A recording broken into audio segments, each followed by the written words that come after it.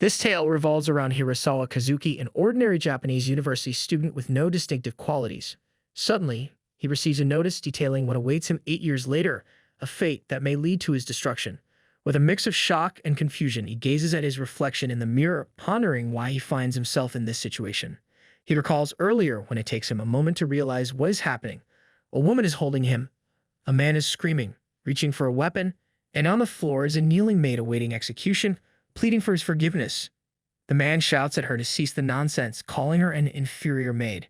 He is swinging the blade while the helpless maid is pleading for mercy. Wondering if this could be some sort of game event, Hirasawa Kazuki reflects on his obsession with the console game Brave Hearts. It's a stereotypical fantasy RPG where the MC Liner thwarts a scheme to destroy the world. Despite the 2D battle screen, it's packed with actions like special magic or skills, providing an exhilarating battle system that never gets old.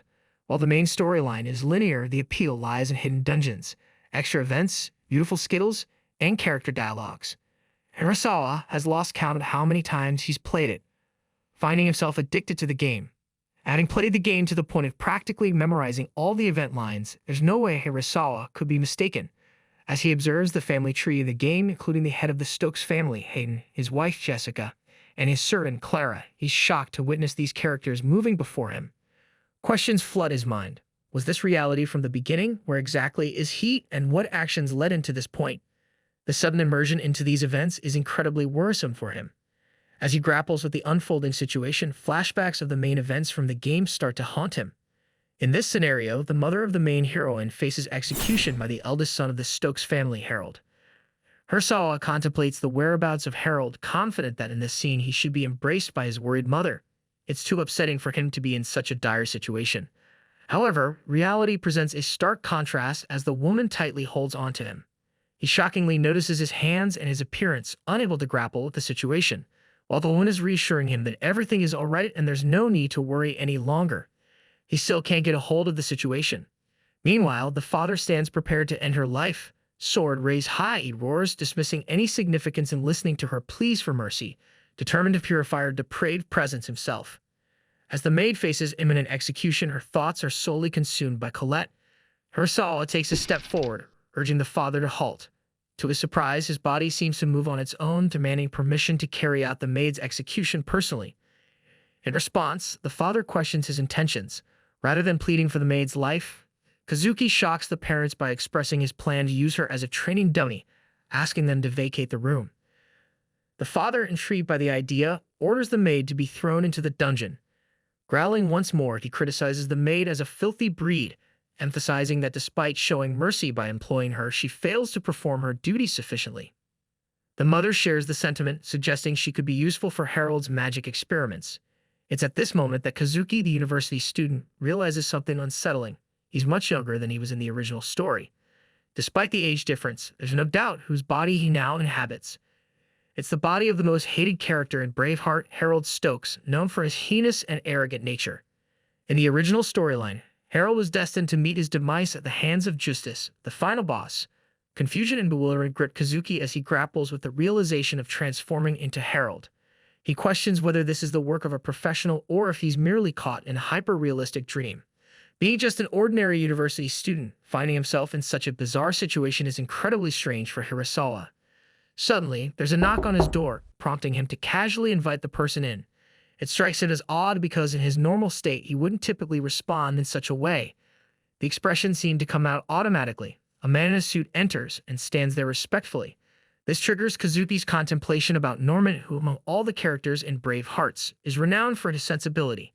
He's earned the nickname of the Conscience of Stokes. Even in events involving the Stokes family that garner high hate points, Norman stands out as the only saint-like character. Norman, a mere butler with no noble blood, is summoned by Harold.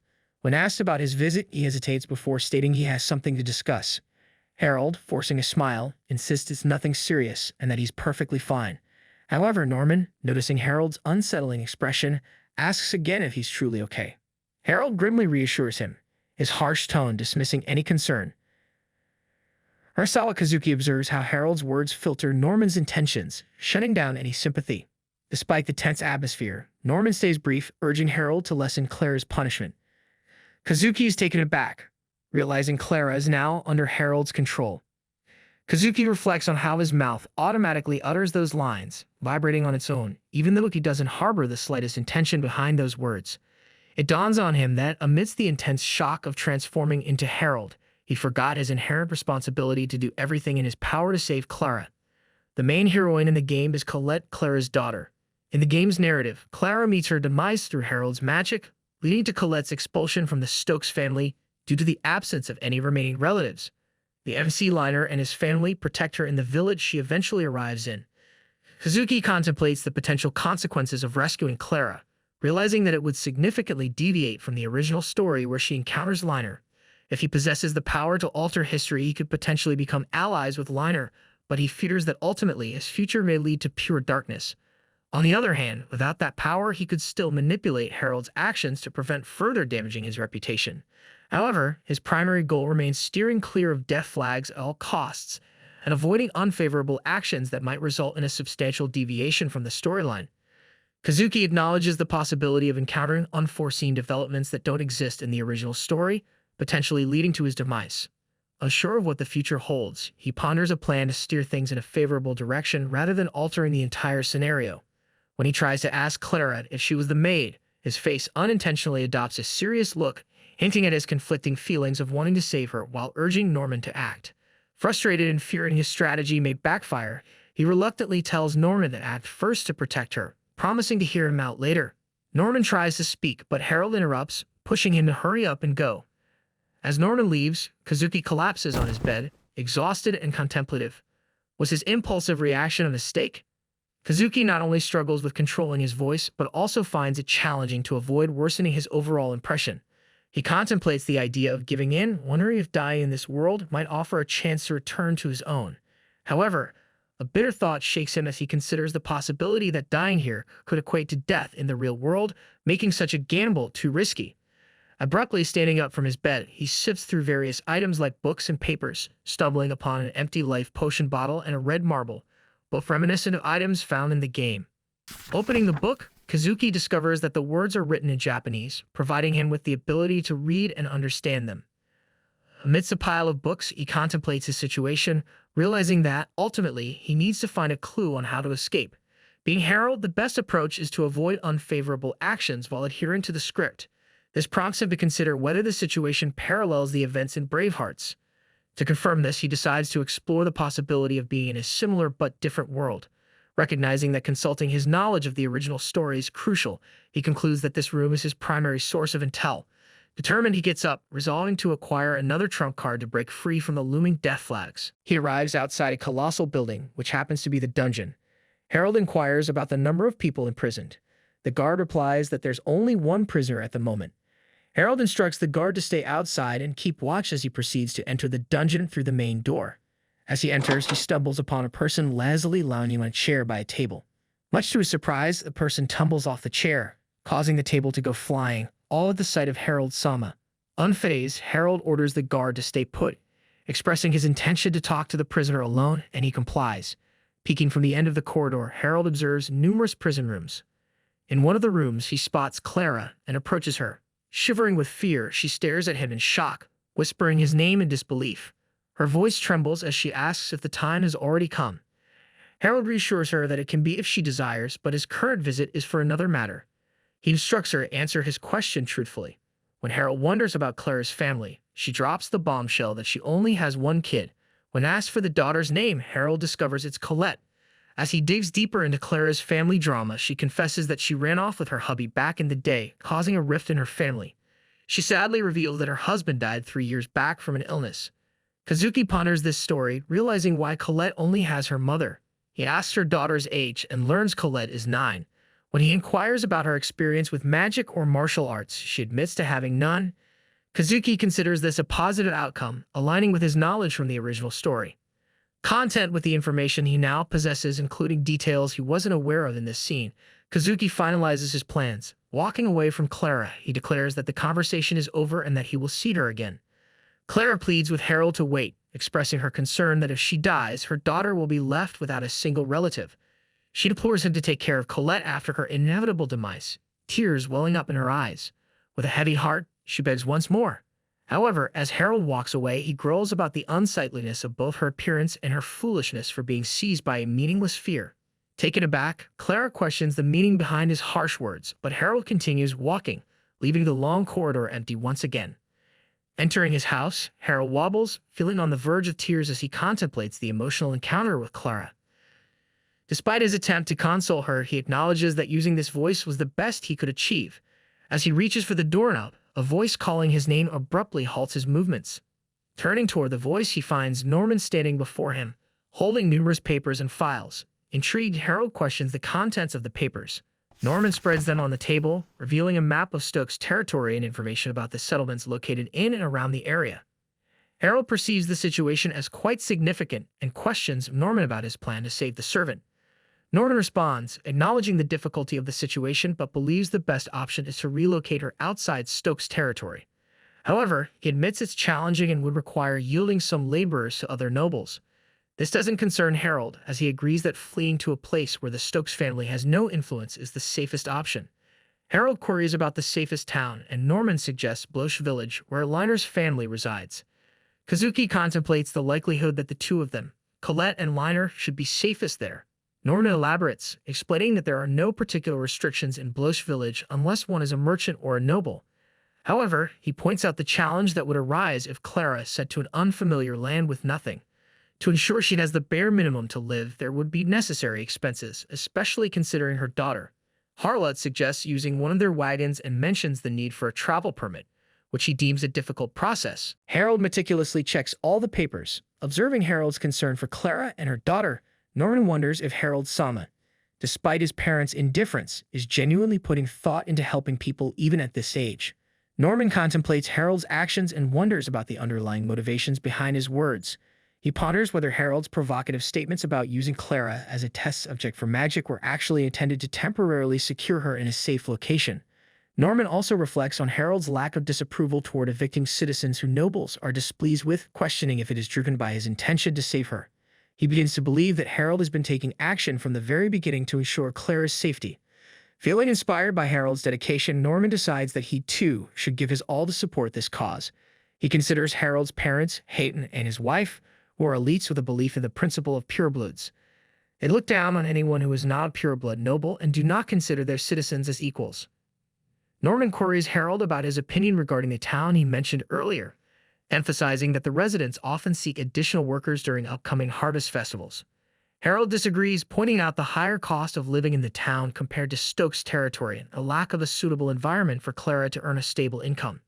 Norman reflects, thinking that if anyone can change the Stokes family, it's likely Harold, making him a potential glimmer of hope for them. The next day, Harold is outside on the ground, experimenting with his magic skills.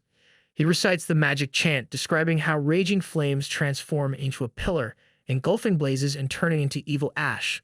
With a powerful blow, he shouts, "Flame Cram," and to his surprise, a burst of fire bursts into the air. However, the flames only last for a moment, leaving behind ash. Disappointed, he considers it even worse than in the game, but is relieved that he can use magic. Despite the embarrassing chance, he's low-key pumped. Realizing it's not the time to get too hyped, he gives the spell another shot while pondering the whole letting Clara escape situation. To make this scheme work, he needs to stage a convincing scene where she seems to go up in flames, leaving only ashes behind. Harold knows he has to burn a decent area to avoid suspicion. Standing in front of the mystical smoke and ash, he wonders if this is enough. He's pretty confident that as long as he conjures up a flashy pillar during the actual event, it will look like a body burning to oblivion, and no one will doubt it. He acknowledges that Clara is more than just a picture on a screen, and decides to go through with the plan that night, fully committed to not failing. In the silence of the night, a deep silence envelops everything. Harold stands alongside Clara and Norman. Suddenly, the sound of a horse stopping breaks the silence, and a little girl runs towards Clara, calling her mother. Clara, surprised and overjoyed, runs to embrace her daughter, Colette, holding her tightly. From a distance, Harold observes this emotional reunion. Once the mother and daughter are united, Harold addresses Clara and Colette, presenting them with two options. The first option is to meet their end there, and the second option is to leave the Stokes territory, starting a new life beyond its boundaries. Facing the choice, if they both choose to leave the Stokes territory, they will forfeit their lives there, severing all relationships they've built up until now. Clara gazes gloomily at Harold and questions if he would permit such an outcome. Grimly, Harold instructs her to make a choice quickly, emphasizing that it would be easier and less troublesome for him to simply end their lives. Clara, shocked by Harold's words, respectfully apologizes and pleads, expressing her desire to live together with her child. Harold contemplates the potential loss of everything he has put in up until now. Then he calls Colette to come to him. She is shocked to hear her name on his lips and approaches him with a confused face. Harold gives her a pendant and advises her to always keep it around her neck and never take it off. He explains that it is the condition for allowing both of them to escape and instructs them to remember it. Colette loudly agrees to his condition. He further explains to her that if she ever encounters a man who desires to give her a pendant, it should be a more or less skillful man around the same age as hers. In exchange for the charm, she must make him promise to protect her. Colette stands dumbfoundedly, not understanding a word of Harold's instructions. Clara explains the significance of the pendant, instructing Colette to give it to someone who promises to protect her in return. After her mother's explanation, she shouts that she understands everything. Harold then directs them to leave and addresses his guards, ordering them to take both Clara and Colette and accompany them to the wagon, following his instructions. He emphasizes the need to take extra care not to be discovered by anyone, warning them that if the plan fails, the consequences will be severe for all of them, and they should consider themselves non-existent. Harold advises the guards to take good care of the girl and his mother. The guards respectfully affirm their commitment to his order. Both Colette and Clara bow down, expressing their sincerest gratitude. In that instant, Norman updates Harold on the freezing weather and recommends they make a move. As Harold appears lost in thought, Norman discreetly watches his response. Finally, Harold tells Norman to go ahead, which he does without hesitation. The night descends in shadows and silence. Left alone, Harold mulls over their grateful words, wondering if they'll show appreciation for his role in their rescue mission. He contemplates the incident, considering that Harold was the cause of the commotion. He accidentally bumps into Clara while she was watering the flowers, resulting in him getting all muddy after falling down. A rather silly incident. As he walks away, Harold acknowledges that he cannot feel very proud about what just happened. However, he rationalizes that it's acceptable if those two can now live with peace of mind. Now, it's time for his final duty. Meanwhile, while walking towards home, Norman wonders if Harold-sama might be feeling distressed. He contemplates whether he should have left Harold alone after everything. Trying to comfort himself, he reasons that Harold will soon return to his usual self, and he should not interfere too much. Walking in silence, he suddenly stops as he hears a voice remarking about his unsightly face. Turning, he sees Harold with an evil expression, stating that the value of Norman's life is not something he would permit. Kazuki sighs, annoyed at how his lines have freely changed again. He guesses that his lines automatically adopt behavior from the original story after all. He feels relieved that he sent Norman back, at least. Remembering his words, Harold laughs in scorn and loudly talks to himself about Clara, who is already long gone. If overheard by anyone, it would sound like he was the ultimate sadist. Just then, Harold notices Norman still present, feeling surprised as he wonders why he is still there. Harold becomes afraid that Norman might have overheard something. Firmly, he inquires Norman about staying in a place like this when he explicitly ordered him to head back first. Norman fearfully stutters out an apology. Harold shouts once again, instructing Norman to forget everything he saw and what happened today, or take it to his grave without telling his soul about it for his entire life. He insists that he will not accept any answer except a yes. Norman ponders about Harold, who has always persisted with a lonely battle up until now. Norman reflects on Harold's struggle, recognizing his desire to surpass his parents, whom he sees as poor role models. Lacking power, Harold avoids direct confrontation, instead deceiving their watchful eyes to prevent conflict within the estate. Norman wonders how deep Harold's pain runs and how much he suffers in silence. He contemplates the fact that he never tried to get close to Harold-sama and must have never noticed his feelings. The realization dawns on Norman that there might be more to Harold's internal struggles than meets the eye. Now realizing the depth of Harold's internal struggles, Norman decides he cannot just brood over it. Even if he has to dedicate the rest of his life, he vows to make up for these 10 uneventful years. His goal is to continue his efforts until the day arrives when the heart of that innocent boy is no longer tormented by the pretense of evil. The scene shifts to Clara and Colette. Their carriage steadily moves towards their destination. Little Colette is sleeping in her mother's lap, while Clara remains wide awake, deep in thought about the uncertainty of their situation. The guards discuss Harold's decision, knowing he has gathered horsemen and sliders for protection. One mentions his preparations from the day before, spare clothes, horses, and a wagon, showing his tireless efforts since morning. They recall his instructions. Upon reaching Bloche village, Clara and Colette must be left there, while one soldier takes the wagon to Leeds. Harold provided an envelope as a permit, claiming he obtained it by ordering his sword from a late blacksmith. It also ordered them to give Clara the gold coins his father had given him, originally meant for the sword, as severance pay. The guards are stunned, knowing this means he can't afford the weapon. When they question him, he snaps, calling them stupid and insisting they buy cheap swords instead. As Clara sits with the pouch of coins in her lap, a guard asks if she's awake, informing her they'll reach Bloche village before sunrise. Though they suggest she rest, she chooses to enjoy the scenery. The guard understands, and as they press on, the sun rises, casting golden light over the mountains. When Harold's father hears he claimed to have burned the maid, he swells with pride, calling him his true son. His mother adds praise for his talent in magic. While Harold appears outwardly smiley, inwardly he ponders grimly that something like that wasn't difficult. They should at least suspect him a little. He wonders even though their real son personally handled those girls, it doesn't feel like the gap with his parents will ever be filled. Moreover, he doesn't even have the intention to fill it either. If they have accepted the incident, then it is fine, and he feels like his rescue operation is a success. Just then, a boy enters his room, reminding him of disturbance, and greets him. The lad approaches Harold, curious about his mysterious activities. In his usual deadpan tone, Harold dismisses the boy's nosiness, commanding him to close the door and addressing him by his name, Zen. Harold queries Zen about his unexpected presence, leading to a playful exchange where Zen laughs at Harold's stoic demeanor and reveals he tagged along on this fateful full moon night, despite being on a wagon. Harshly, Harold warns Zen to keep quiet about past events if he values his safety, as one wrong word could make him a monster's meal. Zen obediently clams up as Harold demands some alone time.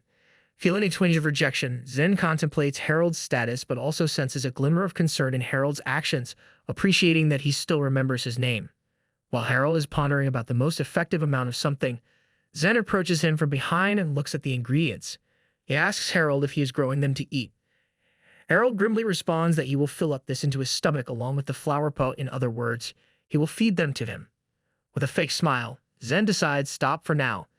Zen scoffs at Harold's breeding method, calling it a mess. Harold shrugs, explaining he's testing life potions. Some plants are mixed with water, others aren't. Baffled, Zen finds it odd to use restorative medicine on crops, but Harold insists it enhances growth and yield, though those without water will wither before fruiting. He's still fine-tuning the ratio. As Zen inspects a plant, he accidentally damages it. Harold sighed and told him to eat it raw, since he had ruined it. Reluctantly, Zen takes a bite, expecting the worst, but his expression shifts from confusion to surprise. The unexpected sweetness catches him off guard, and after a moment, he realizes it's actually quite good. Meanwhile, Harold acknowledges that it turned out exceptionally well. He considers that his life potion farming method hasn't precisely followed the game crafting system, but has progressed this far. There is no reason for him not to take advantage of this. He reflects on the numerous natural disasters that have occurred in the territory of Stokes over the last few years, causing many farmers to suffer from poor crop yields and heavy taxes. He learns about this situation from the data brought by Norman, otherwise he would be in the dark. Despite knowing about the setting where Stokes imposed tyranny on their self-governed colony, he didn't have a clear picture. Now, he couldn't care less about how this family ends up. As Harold cannot expect, when the populace's discontent may surge, he must eliminate as many things as are disadvantageous to him. He instructs Zen to serve the plants to the cooks for a taste test, comparing them to ordinary food to assess their marketability and other details. Harold needs to inquire about these aspects. Zen comprehends and acknowledges everything Harold has instructed him. Harold emphasizes once again that if anyone asks Zen where he got these or whose orders he is following, he must observe complete silence. Zen understands the importance of keeping it a secret. With that, he takes his leave, and Harold contemplates the troublesome nature of Zen, wondering why he is so enthusiastic. Later, Harold comes outside with his sword and practices his strikes in the air. He must eliminate as many disadvantageous elements as possible. He confidently strikes from side to side with smooth movements. Quick on his feet, he mentally commands himself to slice and spin. Taking a brief break, he ponders whether he's finally mastered it. Currently residing in Harold's body, he muses over the level of his skills. Despite knowing Harold's not the best person, he still sees him as a formidable warrior. Kazuki was usually strong when he fought against Harold, although he knows he still has a long way to go. Consistent training offers ample opportunities to strengthen his magic and swordsmanship. Depending on his efforts, he may eventually reach a level similar to the original story. Aware of the essential role combat plays in surviving in this RPG world, and given that he is currently living as Harold, avoiding every combat event in the main story will be challenging. He mentally prepares himself to confront the MC's party and decides to face it head-on. In a distant mountain landscape teeming with trees and herbs, a house adorned with beautiful flowers comes into view. A voice speaks about the son of the Stokes family. Two girls and a man are seated around a large table on the ground. Upon hearing the discussion, the man apologizes to the girl, addressing her as Erica. A beautiful girl, sitting respectfully, advises her father not to apologize, emphasizing that their actions are meant to save the public and that protecting them is her responsibility as the daughter of the Sumeragi family. Upon being served tea by her mother, the man delves into the grim scenario unfolding. The miasma is spreading like wildfire, gobbling up 30% of the mountain and infecting more citizens. If this trend continues and the forestry industry collapses, the future of Sumeragi hangs by a thread. The mother's face darkens and the father drops a bombshell. Sacrificing their daughter is the only solution to save the economy. He apologizes once more as Erica exits the room, haunted by her father's words. A girl reaches out to her, but Erica politely declines, needing some alone time to come to terms with the situation. She realizes she's powerless and focuses on the bigger picture. Sacrificing herself is the only way to protect her people. Harold, Zen, and Norman are gathered inside a building, along with a man dressed in official attire holding papers. With a stern voice, Harold scolds the man about the copy of the settlement of revenues and expenses that he drafted, questioning if there are any major errors in the statement. The man responds confidently, assuring Harold that there are no errors. Despite the serious tone, Harold puts on a smile and tells the man not to worry, clarifying that he didn't call him out to cause trouble. He is still unable to understand Harold's points, so he further elaborates on the situation of the last few years, explaining that the Stokes family's finances are hugely decreasing.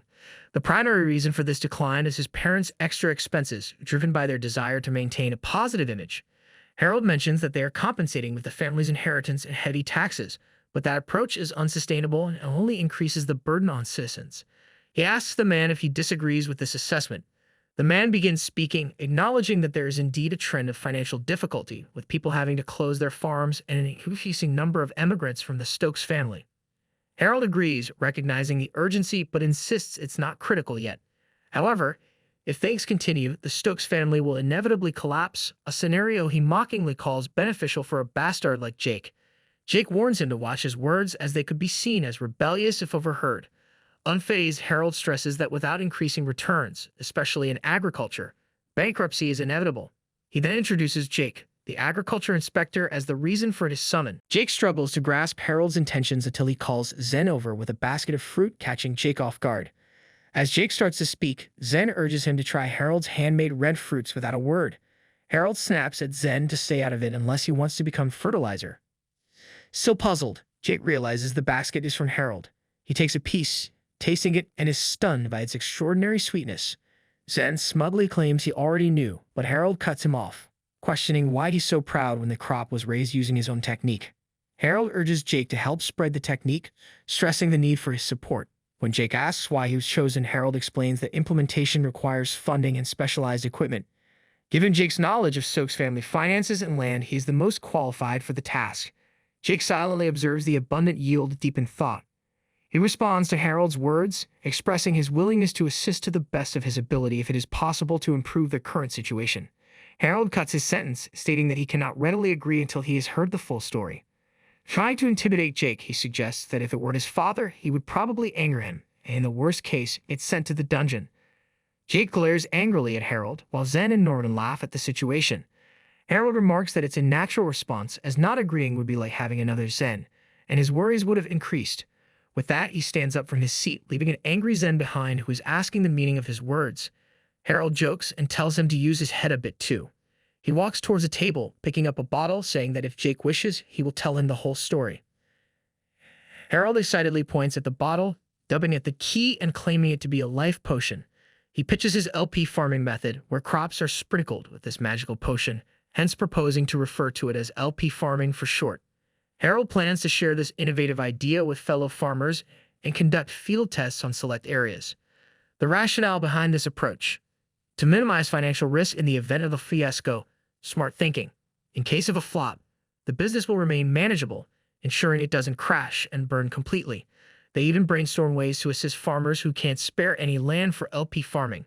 They are determined to prevent economic disparity among farmers, maintaining equality even in success.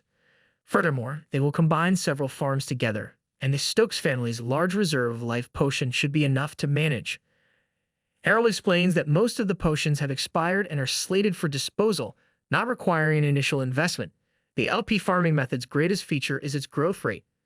Depending on the amount of life potion used and the type of crop, there are differences in size and taste, but it grows abnormally fast.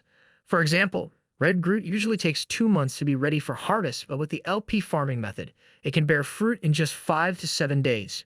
Jake is surprised to hear this and questions if they can really harvest in such a short time. Harold acknowledges this but notes that they can't let it go too well because if cheap, high-quality goods flood the market, it will disrupt it, crushing farmers outside Stokes' territory. He is aware that if they find out he invented the LP farming method, his safety becomes paramount as they might resent him. Norman's voice pulls Harold out of his thoughts, and he further explains his intention to start after assembling a specialized team. However, he cautions that if his father, who is wealth lover, comes to know of this, he might try to monopolize the LP farming method. To avoid that, they need to start on a small scale, setting strict limits on the amount they harvest. As they gradually gain economic stability, they can then test the method with other crops. Annoyed by the dumbfounded expressions on the faces of the three listening to him, Harold sharply asks if they enjoy giving dumb looks. Jake is shocked by his remarks, adjusting his glasses and apologizing for his surprised expression, acknowledging that Harold's detailed planning is commendable. Harold can't help but feel a bit uneasy as he watches an amateur's ideas gain traction. He knows he's just the backbone of the operation, leaving the nitty-gritty details to Norman and Jake. Shaking himself out of his musing, he raises his voice to make it crystal clear that he's not looking for blind agreement. He encourages them to speak up if they spot any flaws and asks if they're on the same page. Norman nods in agreement, while Jake can't help but be amazed at how this young whippersnapper has come up with a revolutionary cultivation method, solid policies, and a drive that just won't quit, all without breaking a sweat. Norman sees that Harold's sum is unconcerned with personal gain or prestige, driven instead by a deep desire to help others and a profound sense of compassion. Recognizing these qualities, he believes Harold has the makings of a great leader. Breaking the silence, Harold calls out to Jake, asking if he is willing to be his arms and legs. Without hesitation, Jake bows and pledges to give his all. Harold, however, clarifies that his strength should not be for his sake but for the people who are suffering. He warns that failure to implement this plan will leave them vulnerable in their collective weakness. As they sit over tea, Harold's father casually drops a bombshell. His marriage has already been arranged. Stunned, Harold stares in disbelief before regaining composure and asking about his future wife. His father reveals it's the daughter of the Sumeragi family, a union meant to strengthen the Stokes lineage. His mother, overjoyed, welcomes the news. Adding to the revelation, his father mentions that the Sumeragis have invited them to visit their territory, and they will depart in a few days. With the LP framing method delegated to Norman and Jake, Harold hopes to finally relax. However, his mind remains occupied with his impending engagement and the worsening miasma in the Sumeragi territory. Seated in his room, he finds brief solace in a book, contemplating potential ingredients for his experiments. Meanwhile, Zen silently observes him from across the room. Despite Harold's efforts to avoid predetermined outcomes, the constant scrutiny of the Stokes couple limits his actions. His best option is to secure Sumeragi as an ally. Known for his compassion, understanding, and influence, Task could help Harold operate discreetly and support the Mythliner from the shadows.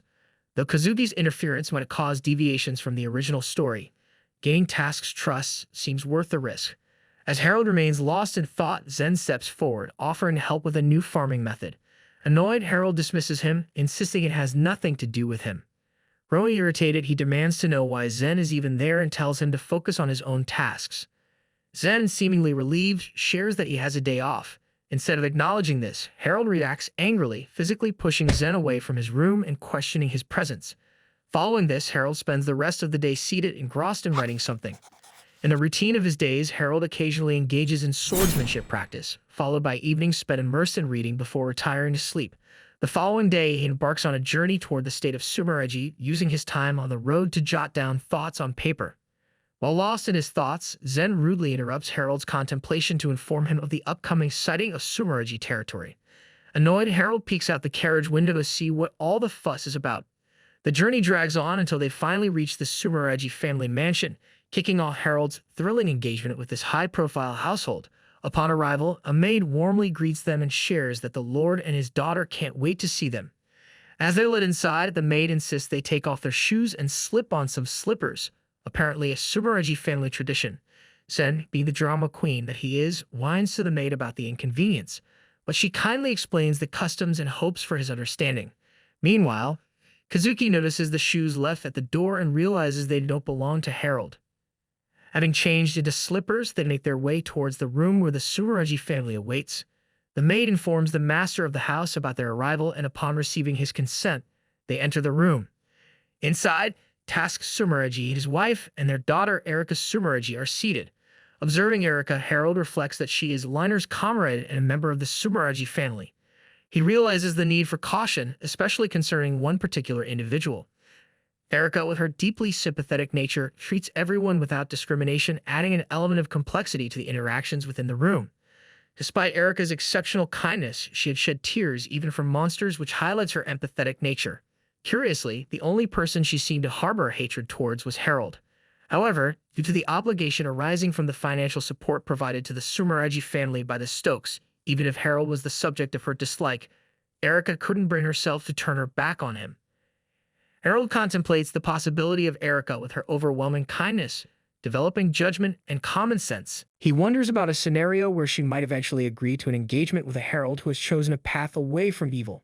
Considering these potential developments, he finds solace in the thought that if such a transformation were to occur, everything should still be fine. He recognizes the critical importance of Erika being a comrade of Liner and their party, and he can't allow that to not happen. As the essential healer, Erika's role is crucial to their success. Any shift in the group dynamic could make their quest much harder. Harold knows that even if he avoids every death flag and stays on the right path, defeating the final boss and saving the world depends on the unity of the whole party. Harold's conscience weighs heavier as he realizes the importance of securing Erika's favor. Despite his concerns, Harold keeps them to himself, refocusing as Tasuku Sumeragi begins the conversation, reflecting on their first meeting. Tasuku introduces himself as the family head, followed by introducing his wife, Koyomi, and his daughter, Erika. In response, Harold extends his own introduction, expressing pleasure in meeting them. Meanwhile, Kazuki reflects on Harold's ability to speak respectfully, or the lack thereof to some extent. Dynamics in the room shift as someone playfully questions Erika about Harold's looks, to which she decently agrees. Amidst the laughter, Kazuki observes something unusual in Erika's eyes, a lifelessness he never encountered in the game. Concerned, he contemplates how to address this newfound issue. Koyomi, sensing a potential connection between the two young individuals, suggests to Tasuku Sumeragi that they leave the youngsters alone, allowing them to open up and share their thoughts. Harold views this as a valuable opportunity to talk to her alone. Tasuku agrees with the suggestion, instructing Erika to provide Harold with a tour of their surroundings. He emphasizes the importance of returning in time for the meal. Erika, following her father's instructions, rises from her seat and leads Harold towards the exit of the room. Harold, outwardly displaying a smile, expresses his honor at being escorted by Erika. Internally, he mentally prepares himself, recognizing that this moment marks a crucial turning point for him. Venturing outside, they stroll leisurely until they arrive beneath a towering tree. Underneath its branches, she takes the opportunity to reintroduce herself as Tasuku Sumeragi's daughter, Erika Sumeragi. Harold reciprocates with his own introduction. As they stand beneath the tall tree, Erika shares its significance. It's a cherry blossom tree bearing flowers that symbolize the Sumeragi family. Erika begins to share the history of the cherry blossom tree, revealing that over 500 years ago, when the feudal lord first settled in the area, he brought some seedlings with him. Now, these blossoms are considered the symbol of the Sumeragi family. Harold, noting the difference from the cherry blossoms he is familiar with, surprises Erika when he mentions his knowledge of cherry blossoms. However, he dismisses any real interest in the topic, stating that it's somewhat similar, but it doesn't hold much significance for him. Picking up on the underlying meaning of his words, Erika questions whether Harold has no interest in the Sumeragi family. In response to Erika's question, Harold, feeling the need to deflect the conversation, angrily tells her to interpret his feelings however she likes. Internally, he admires Erika's flawless conversational skills, but desires a change of topic. Undeterred, she sadly questions if all they seek is the Sumeragi family name. Harold contemplates that it might be better for her to dislike him and decides to use more abrasive language. Arrogantly, he mentions her words, intending to clarify the misunderstanding and perhaps provoke a negative reaction from her. Harold asserts that he cannot fathom the notion that the Stokes family is inferior, questioning the credibility of a prominent, noble family like the Sumeragis needing assistance from them. Erika, enraged by his words, demands an explanation. Internally, Harold wonders if he has crossed a line, potentially insulting her. Recognizing the delicate balance, he decides not to say anything more to avoid compromising his original goal. Instead, he hands Erica a letter, surprising her. Despite her questions about the letter, Harold abruptly tells her to take it and be quiet. He instructs her to give the letter to her father once they return. Despite Erica's initial refusal to accept the letter, Harold's stern voice halts her departure. He coldly suggests that if she wishes to witness the suffering and death of her people, she is free to leave. Erica pauses, reconsidering her decision, and inquires if there is a way to save their people. Harold, still holding the letter, asserts that there is indeed a way, and she has nothing to lose by exploring it.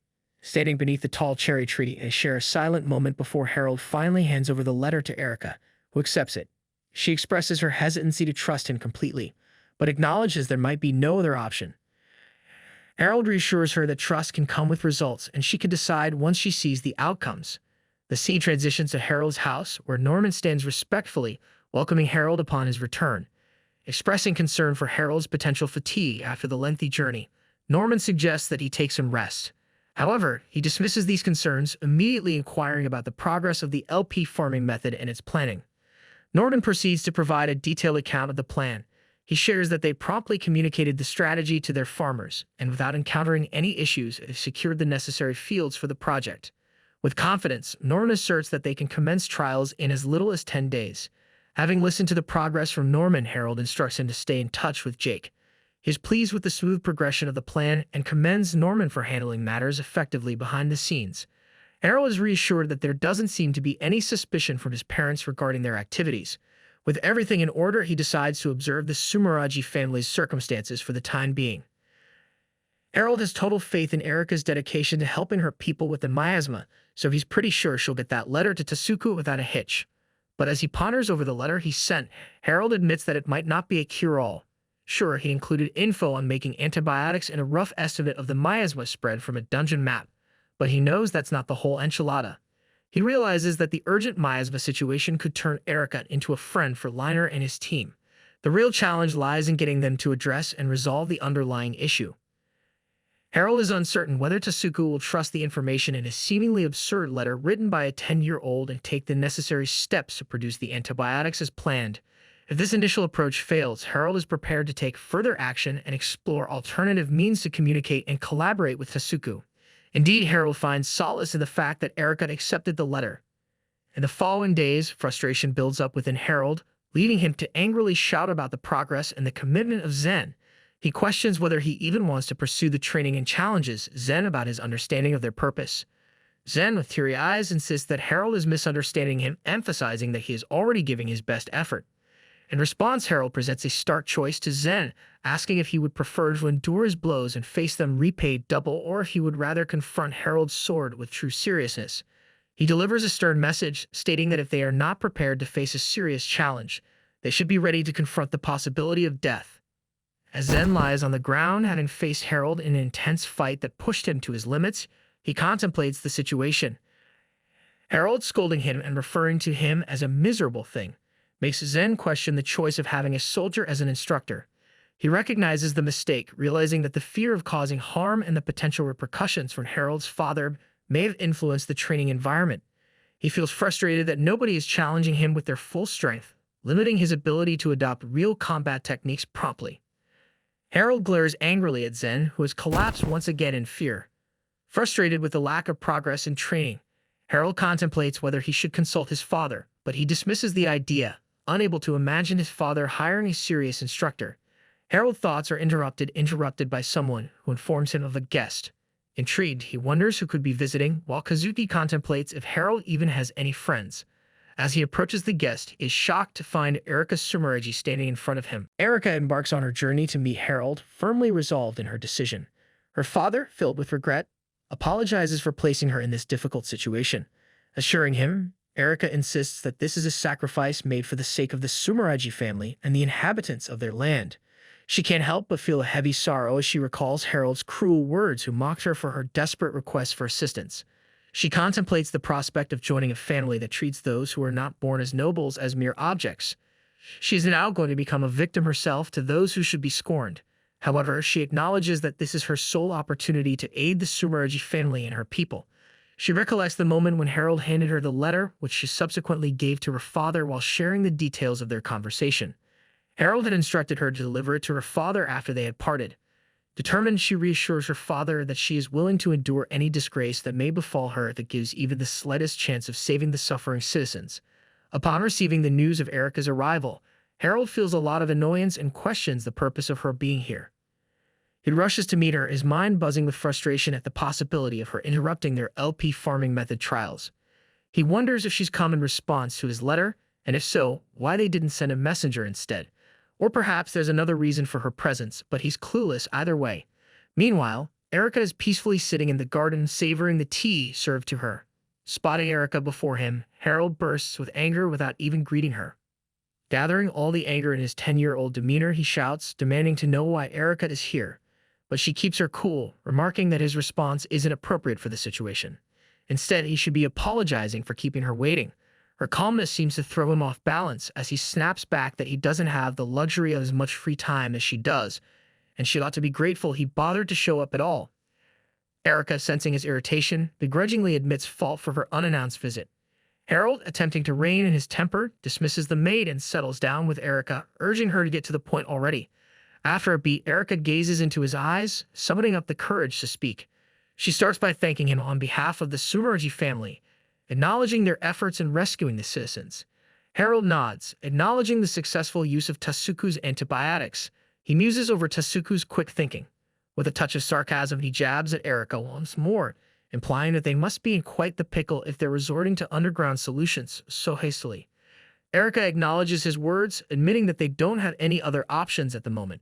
Leaning back in his chair, he informs her that in that case, they'll be expecting a lot in return for his generosity. He clarifies to Erica not to misunderstand him, as he merely suggested the antibiotics as a temporary remedy. While they may serve as a basic solution, there could be side effects. Erica is surprised and asks if he's implying that his medicine won't completely cure them. Harold explains that while the medicine might help with mild symptoms, it won't be effective for severe cases. He then admits he never intended to care much for her people. Erica listens, saddened but unsurprised, knowing their engagement is purely political. As long as the Stokes family gains some honor, their reputation remains intact. Yet, despite his indifference, Harold still created medicines for them. Erica wonders when he did this.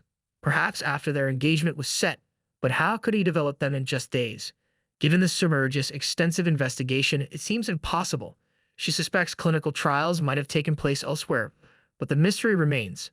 Maintaining his composed demeanor, Harold asks if that's her only reason for coming. Nervously, Erica explains she also has a letter from her father. Harold, eager, quickly takes it. Reading through, he realizes Erica was sent as a messenger to make Tasuku's request feel more sincere. The letter opens with greetings before addressing the antibiotics, something Erica was meant to discuss with him. Tasuku then expresses his gratitude to Harold for aiding their people, showing his extreme thanks through the letter. Furthermore, Tasuku informs Harold that so far, there haven't been any reported side effects. The prolonged high-dose use of the medicine caused side effects, so patients will be monitored closely. Harold muses that he didn't expect it to work so quickly, but believes all they can report at the moment. To his surprise, the letter continues. Tasuku explains that the Sumeragi territory is facing an unusual crisis with growing pressure to find a solution. He acknowledges the uncertainty of future consequences and reluctantly makes a request. He asks Harold to take care of Erica at the Stokes estate for the time being. While he knows this may be inappropriate as the family head, he speaks as a concerned father. Harold, annoyed, demands an explanation. Equally shocked, Erica admits she has no idea. Though engaged, she knows living under the same roof would only trouble him. Unfortunately for Erica, the coach which brought her here has already left, leaving her at the mercy of his kindness. Harold slaps his forehead in despair as Erica innocently asks what's the deal. He challenges her courage to stay, to which Erica cheerfully responds with a charming smile, claiming she feels honored by his flattery. Harold, unable to contain his frustration, explodes and bangs the table with his fist, exclaiming that fulfilling a one-sided request is far from an honorable task. In an attempt to get some sympathy from him, Erica calls Harold a cold person, noting that he would go to great lengths to save another territory's people, yet he treats his own fiancée as if she is insignificant. Harold explains that his coldness stems from his expectation of receiving significant returns for his generosity. However, he finds the compensation for his efforts underwhelming and therefore refuses to accept it. Upon hearing this, Erica sadly gets up, expressing that if he is going that far, she won't ask anything more of him. She walks away, bidding him goodbye. Harold is stunned for a moment as he contemplates Erika's words. He quickly gets up and tries to stop her, wondering about her sudden departure. After she has left, he is still pondering, feeling that something is off about the situation. On the second day, he boards his carriage to follow her. Along the way, he overhears onlookers murmuring in surprise at the sight of the Stokes family's carriage. One whispers that it's an ominous sign, as they had a bad feeling since morning. Others caution the person speaking to keep quiet, advising against discussing such matters as they don't know if someone might overhear them. Inside the carriage, Harold listens angrily to their chatter. A few hours after Erika left the Stokes' house, a notice arrives from Tasuku, informing them that Lady Erika will be staying in their house for the foreseeable future. Harold grimly opposes this once again, stating that he has no interest in living together with her. With a laugh, his dad reassures him that there's nothing to be embarrassed about as both families have recognized Harold and Erika's relationship. He informs Harold that Erika is scheduled to arrive at the eastern gate of their territory early tomorrow morning, and Harold needs to go and pick her up. With a somber expression, Harold acknowledges that he already knew that bad feeling had been spot on. He wonders how Erika could arrive just a day after the notice was sent to Hayden, even if he had rushed the journey. He concludes that Hayden must have already approved it, indicating that Erika had been planning to stay there all along. He ponders on her reasons for wanting to stay. He considers the original story of the game where this development did not exist and realizes that the cause of this incident might be the letter he wrote. In other words, he is merely reaping what he sowed. Transitioning to Erika's arrival at the eastern gate of Stokes' territory, Harold stands before his carriage as Erika's carriage halts. As Erika steps out with her luggage, accompanied by a girl, she thanks Harold for personally welcoming her. Maintaining his usual sarcasm, he scoffs, doubting her sincerity. His attention then shifts to the girl, prompting him to ask who she is. Erika introduces her as Yuno, her attendant, responsible for her daily needs. Yuno greets Harold warmly, but his irritation grows. He finds it frustrating that Erika, already in a difficult situation, has brought someone from the Sumeragi family, a family absent from the original story. Perplexed by Yuno's unexpected presence, he considers avoiding them both entirely and letting events unfold on their own. With a scornful tone, he warns Erika and Yuno that he lacks the time to take care of both of them. He permits them to stay, but cautions them not to interfere in his affairs. Both girls nod in agreement, acknowledging his warning. Yet as Harold glares at them in frustration, he wonders, if they truly understand the situation, why don't they just go home? Suddenly, Harold's assistant, Hayden, interrupts loudly, drawing everyone's attention. He announces the arrival of Lady Erika Sumeragi, a fiancée of the Stokes family heir, along with her attendant Yuno. Hayden instructs everyone to pay close attention and advises them to extend hospitality to the newcomers during their stay. Feeling a bit embarrassed by his dad's loud announcement, Harold screams inwardly to cease the public display. Hayden then insists that Harold take Erika on a tour of the town, emphasizing it as an essential noble skill. Harold is exasperated but unable to object. When Erika bows and expresses her trust in him, Harold realizes he had no choice but to be involved with her from the start. The scene shifts to the Sumeragi estate, where Erika's dad, Tasuku, gets a letter from Harold. He turns to his trusty right-hand man, Kiryu, for his 2 cents. Kiryu responds by saying Harold's openness is fishy. Tasuku agrees, seeing the shittiness of the message. Despite the letter's content, Tasuku knows the Stokes family has nothing to gain from being so upfront. On the contrary, he believes the letter hints at the decline of the Stokes family, which could have significant implications. Tasuku reflects on the possibility that someone else may be behind Harold's letter, finding it hard to believe Harold wrote it himself. If the boy is just a messenger, the key question becomes, who is the actual author? Tasuku doubts that anyone truly trying to help the Sumeragis would use such indirect methods. He suspects the letter may have been written by someone with bad intentions toward the Stokes family, someone close to them, but also offering Harold something he desires. Tasuku also considers the possibility that Harold is being manipulated, perhaps hypnotized or coerced into acting on someone else's agenda. He thinks it could be an attempt to test the Sumeragis, but acknowledges the risks may outweigh any benefits. Given their current predicament, Tasuku believes patience and observation will lead them to their goals without unnecessary risks. If someone is trying to prevent this, there's a strong chance the letter's contents hold some truth. Tasuku swiftly directs Kiryu to make the necessary preparations, specifying that these provisions will be utilized by those who volunteer after being fully informed of the risks involved. Kiryu dutifully accepts his master's command. Meanwhile, night descends upon the Stokes mansion, and Stokes family has gathered around dining for dinner. Harold's father addresses Erica, encouraging her not to hold back and to enjoy the meal to her heart's content. With pride, he boasts about the quality of the food, emphasizing that each dish is crafted from the finest ingredients cultivated with care within the Stokes family estate. Erica's face lights up with delight as she praises the food, eagerly seeking Yuno's opinion, which she readily agrees with. Meanwhile, Harold silently glares at them with intense, burning eyes.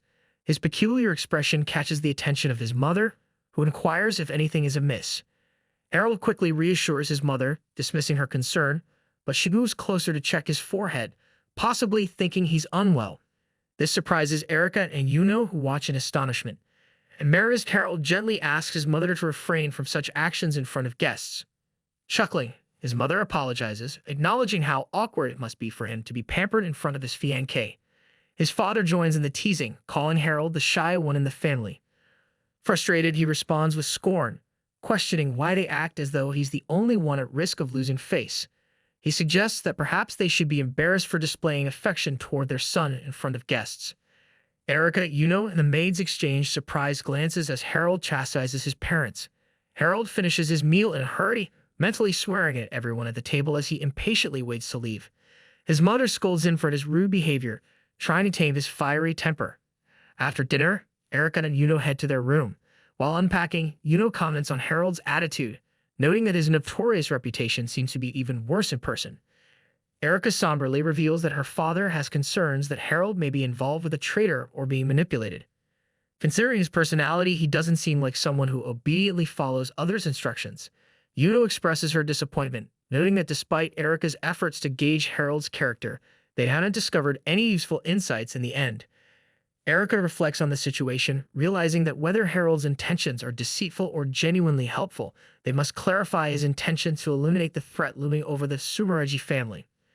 Surprisingly, Yuno reveals the true reason for her presence here. Erica, concerned, advises her to be cautious moving forward. Yuno reassures Erica, telling her not to worry, and confidently declares that secret investigations are her specialty. Later that night, when everyone else has gone into deep sleep, Yuno quietly rises from her bed. Standing before the window, she contemplates Harold's behavior. Considering the possibility that his demeanor might be an act and that he could be connected to a traitor, Yuno reflects on the events of the previous day.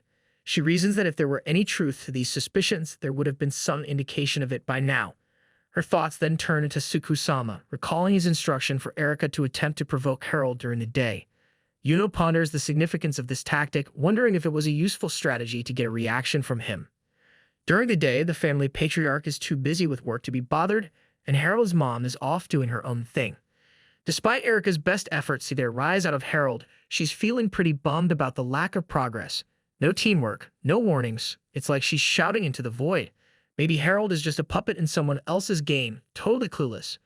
Erica's even toying with the idea that he's hypnotized, like Tasuku suggested, although she's not entirely convinced. If it's true, solving this mystery is going to be a real challenge, not just a walk in the park. Yuno ventures into the city to get public opinion on the Stokes family. She approaches a passerby who reveals that the Stokes family holds a belief that commoners should be treated as mere objects, with most of their profits heavily taxed, resulting in widespread poverty among the residents. Additionally, the Stokes territory prioritizes investing in weapons, creating an environment where anyone who causes trouble is likely to meet a deadly end. Although the passerby regrets not providing further details, Yuno insists on delving deeper into the town's story. She inquires about Harold, the son of the Stokes family, who recently became the subject of ridicule.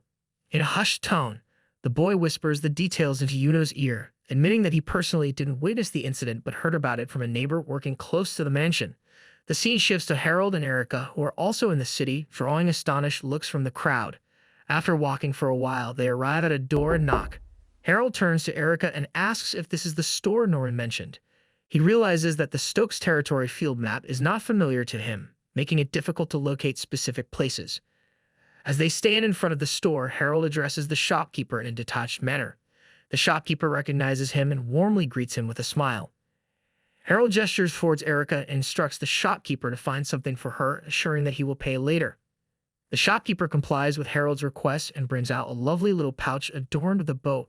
Presenting it to Erica, she expresses her appreciation for the beautiful gift. Observing her reaction, Harold wonders if his act of kindness has left an impression on her. He contemplates the rumors surrounding Clara's death, questioning whether it would be wise to disregard them. He had heard that soldiers mentioned that the regular servants leaked information regarding Clara and Colette's personal security. Erica suggests that if Harold is concerned about potential conflicts with his parents, she can offer him a suitable solution. Halting her from speaking any further, Harold notifies her of his departure, stating that he is heading home. Meanwhile, Yuno quietly observes the entire scenario. Leaving Erica behind, Harold returns to the house and consults Jake regarding the progress of the project. Jake informs him that they have verified the success of the blue growth in all areas and the yield is nearly as expected. In response, Harold shares his decision to expand rapidly. However, Jake dismisses his plans, citing inadequate manpower if the scale is increased further. Norman also informs Harold that without audits, some farmers may act in their own interests. Harold is helpless in the face of labor shortages. He inquires if there are any alternatives for this particular issue. Norman conveys the challenging nature of the situation, mentioning that appointing Arias or Moxid as auditors would serve as a temporary solution. Nonetheless, assigning them to rural areas in addition to their existing work is not feasible.